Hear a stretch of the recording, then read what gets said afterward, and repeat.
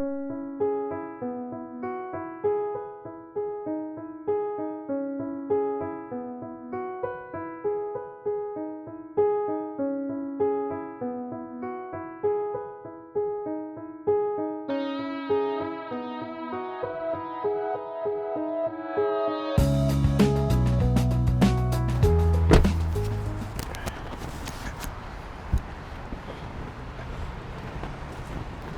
geez. Huh? What's in there? You got the bags? Cool. Y'all gonna come through the loading dock where the food is, or you coming around the front? Right here. You good? Did you need me?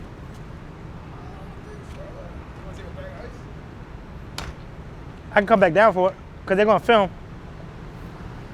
All right, we're going around this way. You want to go to the loading dock or you want to go to the front? Let's go through the front.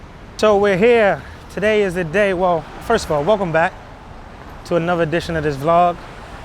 Today is the day of our premiere of Shop Talk.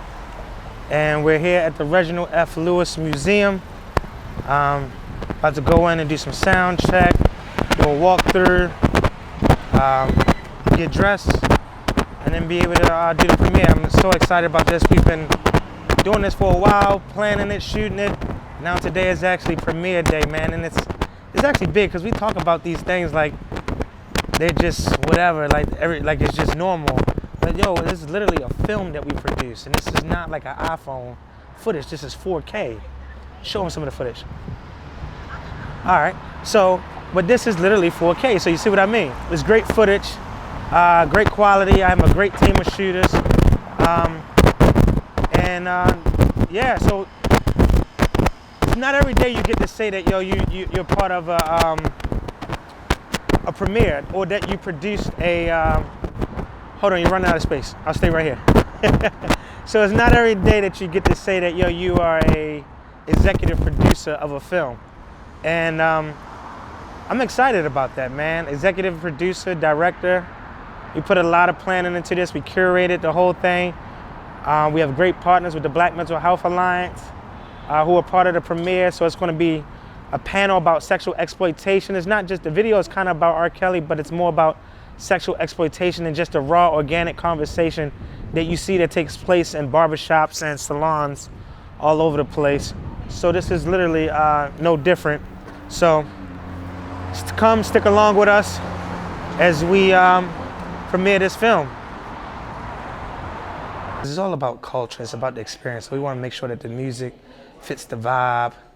We're not playing R. Kelly music, but we want to make sure that the music fits the vibe. So I'm trying to curate a playlist in the 25th hour, where I should have did this earlier. Behind on everything. I gotta go write my notes for my remarks. I gotta go do sound check and all that other stuff. So I don't know if I have time to keep talking because I got other stuff to do, but you're more than welcome to come hang out.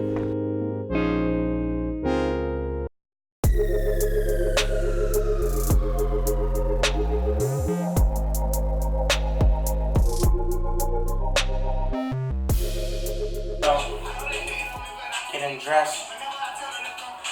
Still gotta write my remarks. And it is now 5:15.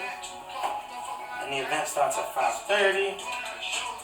I didn't even write my notes yet, but you know, I'm really excited about this. Shout out to my whole team. That's not the way I'm trying to get views, you know?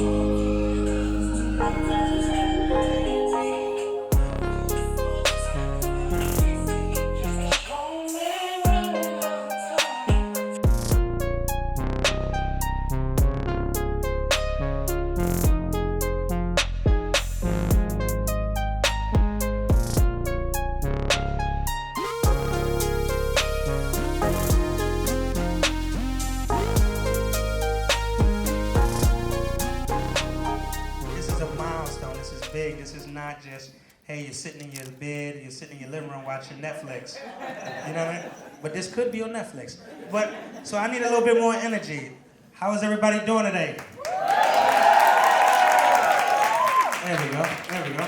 So again, thank you guys for coming out. And without further ado, we'll roll the film.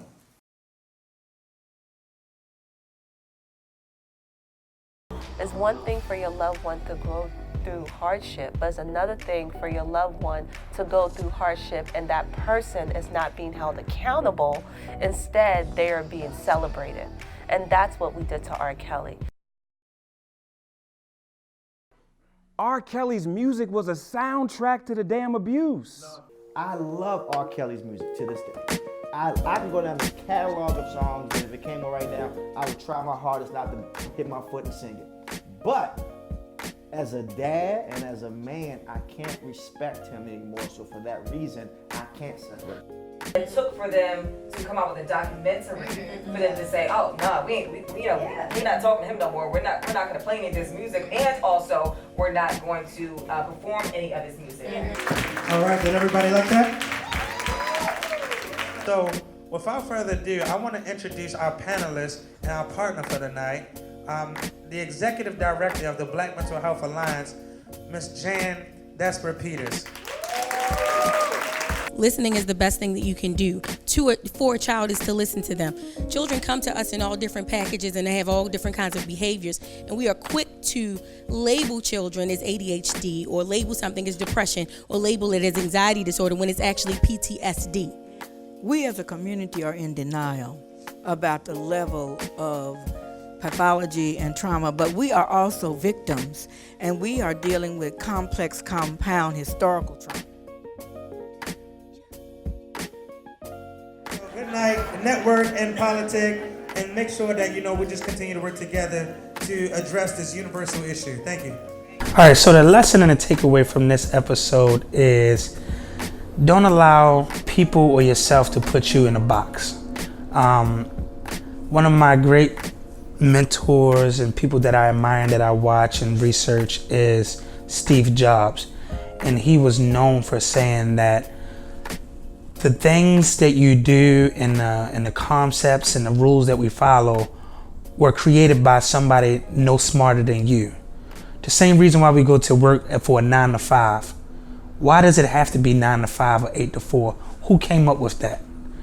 Who came up with the fact that you have to sit at a desk, that you have to wear this type of clothing, that you have to do this? These were ideas and norms that were created by nobody smarter than you, right? So we've allowed tradition and history to put us into this box of what we should do, how we should do it, and who we should be. Now I know that you can't change society all at once, but you can change of how you view yourself and what you allow, how you allow people to put you in boxes. So for me, I try not to allow anybody to put me in a box. I know there are people like, Chris, what do you have a film team for? You're creating content, you're doing all this other stuff. And I'm like, cool, if that's not what you want to do, but this is how I'm moving because this is my vision. And because you think that mental health organizations shouldn't be glamorized or shouldn't disseminate their own messages and create their own content because this is not entertainment and stuff like that, that's cool. But if I would allow what they told me, I would just be Chris Simon, a program director or whatever. But now I have Chris Simon, a film producer, behind me. You know what I mean? So that is major to say that I'm a film executive producer of a film. So I'm excited about the premiere that we just had discussing sexual exploitation. We had a great panel of people there that provided great commentary about sexual exploitation and the epidemic related to this, utilizing R. Kelly's situation as a platform to have this conversation. But again, I am also excited about being able to be an executive producer. So as your everyday travel and as you work to advance in your career, never allow nobody to put you in the box to say that this is who you are, this is what you're supposed to do, this is how you're supposed to do it.